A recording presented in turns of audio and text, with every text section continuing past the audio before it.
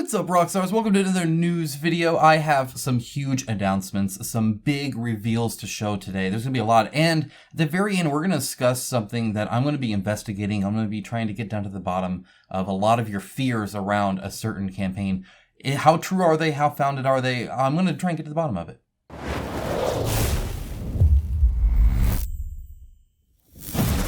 Thank you to my channel sponsor Into the AM. As a company that believes hard work and a great product is a proper way to conduct business, I am delighted to have them as part of the channel. They have some of the coolest graphic t-shirts around and an absolute best fit and feel that has continually exceeded my expectations. With new shirts arriving all the time and other products like boxers, hats, and even a monthly shirt club, I wholeheartedly recommend them to you. Check out the link in my description of this video for an exclusive 10% off everything they sell. Before we begin, a shout out to Into the AM. They sponsor this channel in general. This is not a plug for them, but I do have a new shirt. I always try to show them off when I have them. Freaking awesome, of course. They're always linked down below. You can save 10%. Moving on from that, we have Encounters Shattered Wastes. This has 68 hours at the time of recording, so they're on like the last 48 almost for you guys, like by the time I put this up. So now is your chance. If you want to see everything they've done, they did break through the 60, so now they're going past that up to 70, where they're going to be updating the dice. That means all backers will be getting nice dice, and the deluxe edition will be getting 3 additional ones so you can share them around and that kind of thing. So everybody wins there. Definitely the plain dice were probably the bane of that base pledge. So it's really good to see that. And honestly, with how far they've been going, the fact that they still have another 48 hours, that last 48-hour push, I think they can hit 70. I really think they can, which is, again, I love showing off these indies. I love showing off people that are just trying to make a good game and show it on there and do their effort. And we have so many of these big companies putting in so little effort these days. It's really nice to see that. So very cool there. Moving on from that, we have Kepure Battle Legend. I always want to say Battle Legends, but you know, whatever. This is weird. It's obviously not going to fund. It's at 4,000 out of 80,000. They have like almost 3,000 followers on Instagram, which is kind of impressive. I did go ahead and check that out. But obviously it didn't translate to sales here. And like why that is it a marketing thing? Is it because of the game? You know, what about this is the issue? Well, first of all, obviously, I think it has general appeal just by being Pokemon-like, both in the design of the monsters and, you know, using them to battle each other and that sort of thing, right? So I think it has a lot there going for it. It definitely focuses on the components more than the game, which is an issue, though there is a rule book. They tend to have all the renders here, and they have the different scales of the models, and they just say like item cards, but they don't list, you know, exactly how they are or how different they are and stuff like that. It's been out for a few days. I only have 2 updates and 4 comments, so very low traction. And it's just unfortunate to see that, because I think the potential was certainly there. Just the overall delivery or pitch, I think, isn't quite there. It also has some oddities, like plus 100 tokens. It just shows like a sheet with some repeats. Like that's kind of odd, I suppose. And then if you scroll farther down, and it's almost the same thing over and over again. It's just, hey, here's this many plus its card and its item cards and attack cards. Here's this many plus its item card and attack. Like that tends to be pretty much what you're getting over and over and over again. And you have to have a long scroll to even get past that, which is kind of odd. It does have social stretch goals, which is pretty cool, I think. The add-ons, they have all these add-ons. Like there's a lot, and then they have these kind of things which are kind of funny. It says pending approval, like it's some it's not like work in progress, it's pending approval, which makes it seem like it's an IP thing, and maybe it isn't. I didn't catch it, perhaps, but it doesn't seem like it to me, which is kind of odd. It just seems like their own little thing. And now finally, after all that scroll, look at my scroll wheel here, gameplay basics all the way down here. So it's very much focused on here's the stuff and then here's the game. I think that hurts it a little bit. It does have the rulebook posted, which is pretty cool. It's got some mini painted and stuff like that. So let me know what you think on this. What are your thoughts when a game like this comes on? Is it just that it doesn't stand out? Is it just marketing? You know, you can have a great idea, but unless you can sell it, it doesn't really matter, right? Unless you can get it to people, what does it matter? So anyway, 23 backers, 4,000 raised. Let me know your thoughts on that. And of course, everything is linked down below, including this. Next up, we have the Black Keep. This is the Hell's Gate kind of indie thing that I'm actually backing, just because I want to show it off to you guys. Not a lot of people are going to get it, but I did fund this guy, this James Franzen. He makes these like super customized games and actually delivers them. This is all going to be COcast minis. It looks kind of wonky. I don't know exactly how the game's going to be, but we're going to explore it together. And I love the fact that I have a platform here to be able to independently show something like that and not have to rely on just what's popular all the time, or just like peddle Warhammer to you, which would be easy for me to do because I very much enjoy it. But anyway, yeah, these are the minis. It's interesting. They didn't unlock all the STLs, so if you're a 3D printing fan, you can get those right away. And then they're looking for the 20,000 for the Dragon Knights. Will they get it? I don't know. They got 9 days to go. It's possible, I suppose, but doubtful, in my opinion. Next up, we have Maladum, Dungeons of Enveron. This has done extremely well. Over $510,000. 3,000 plus backers. Still 15 days ago. Still a ton. I wanted to show off some stuff because I feel like they're also not the best at showing exactly what makes this interesting. Or, I mean, like they have the look, right? The terrain, obviously. But what I wanted to show, because I don't think a lot of people even see this or get it, they don't draw a lot of attention to it or anything like that. You see stuff like this where they've unlocked different things, and that's super cool. It's really small text, unfortunately, so it's kind of hard to see, like, oh, this added, like, what, 4 new class boards, right? Some skills for townsfolk and stuff like that. Like, there's a lot of that kind of stuff going on. Oh, and they unlocked the bear. Even literally just last night, they didn't have that bear, so that's cool to see that. But what I wanted to show is stuff like their actual stretch goals where they list it. There is a new expansion as well, so we'll cover that real quick as well. Additionally, I say as well too many times. This is the new expansion, 22 poundaroos, and it gets you some cool stairs and stuff like that. I love the splashes of color. I really do.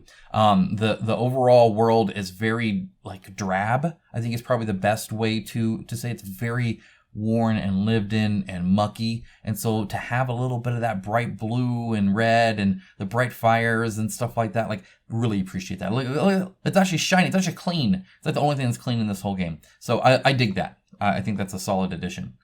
But you see stuff like this and you think, oh, it's just like for looks, and some of it is, but not all of it. And that's what I want to show you guys, because I think they don't show this off very well. Let's go in and get to the stretch goals. Okay, here we are.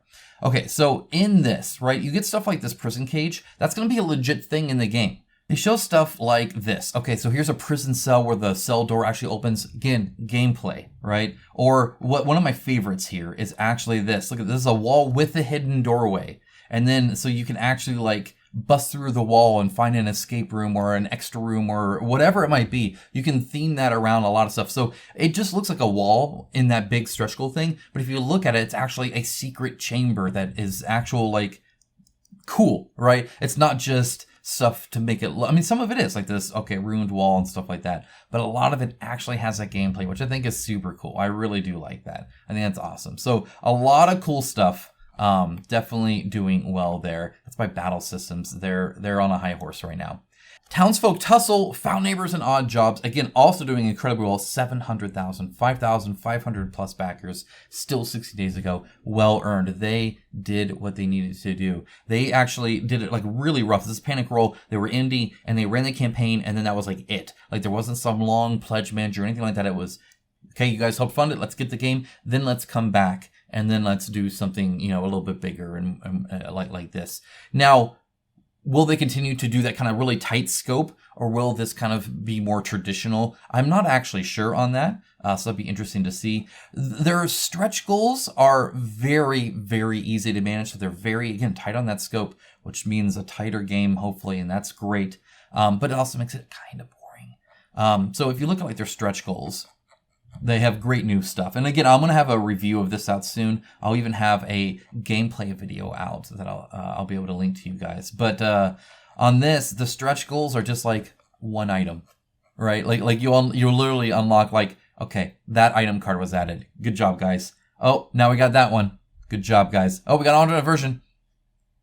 Woohoo. So, or like, hey, we put UV on the box, and just like little things like that. Again, very, very focused on limiting the scope. It's not one of the things where it's like, we unlocked 3 new, campaign areas over the course of the stuff and all this, it's not, new missions and new this and new that, alternate play modes. And, it's just very focused. So, I both appreciate it, but also it makes it kind of when it comes to actually covering the campaign, looking at it, which is part of the experience of Kickstarter, I feel. But overall, super excited. Okay, next up we have Fractured Skies. This is by Ivy Studios. They are definitely fan favorites for a lot of people here. They make great quality component stuff. I've not played any of their games. This one looks fairly interesting. Almost 4,000 followers probably by the time it launches, so it's going to be huge there.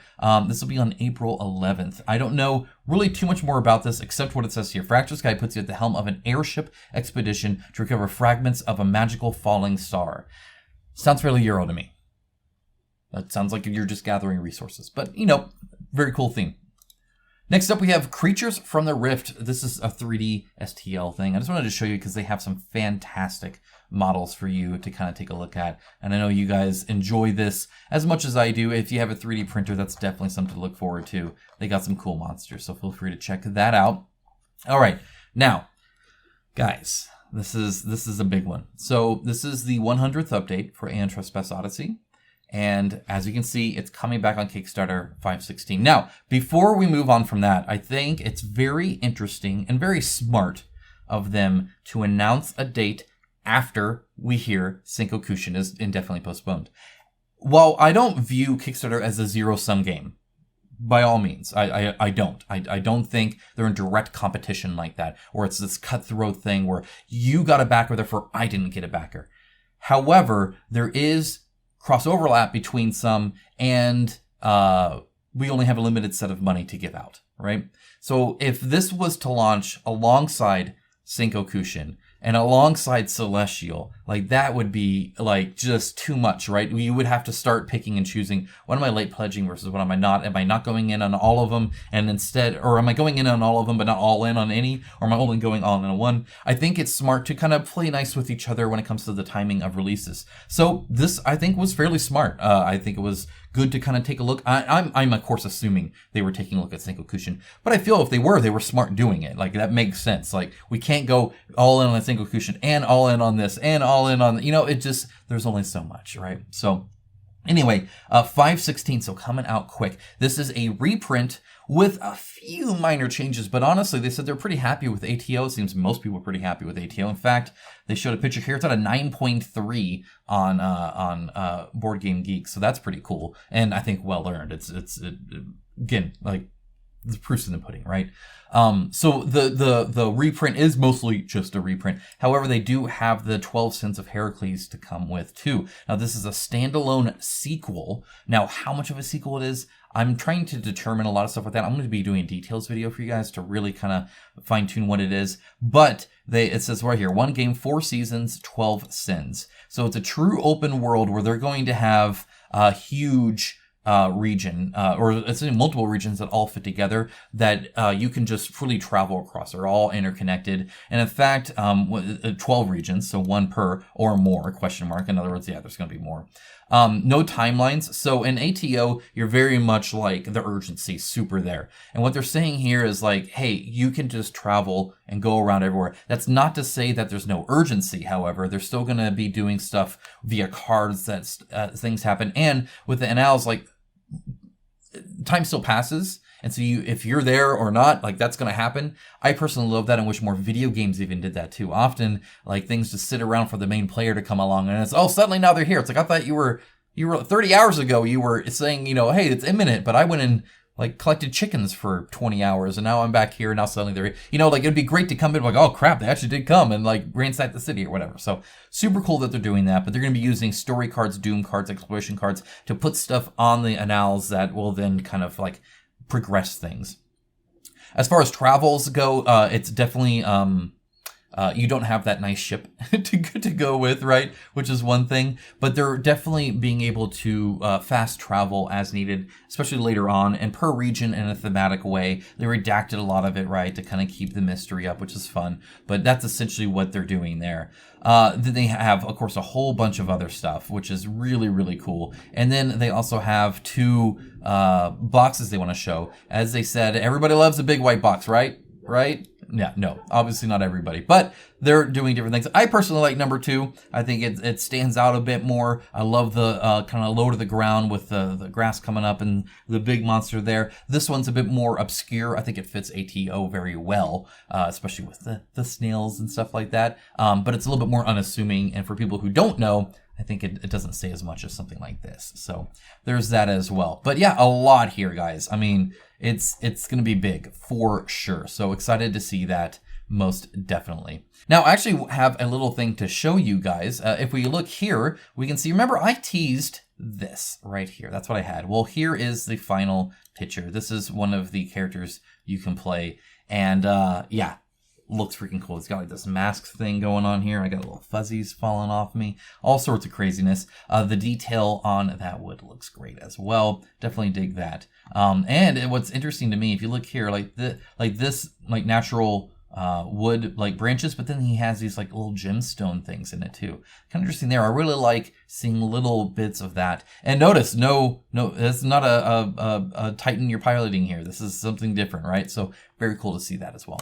All right, next up we have Altar Realms of the Gods. This is the next campaign by the Red Joker. I was trying to show off their stuff. I think they make great stuff. This is, again, one of those card games that they do that a lot of people really enjoy, and it looks like a super cool thing. The art looks fantastic, so really excited to see more of that. All right, now there is a new thing for Dungeons and Lasers 5, Worlds of Dioslayer. I have no idea how to say that junk. But if we scroll all the way down, in fact, I'm going to scroll all the way down and scroll up. You can see the new pledge at €269. So you're saving $233 apparently from just buying it all normal. You get the core set plus 6 add-ons. This is pretty much the all-in.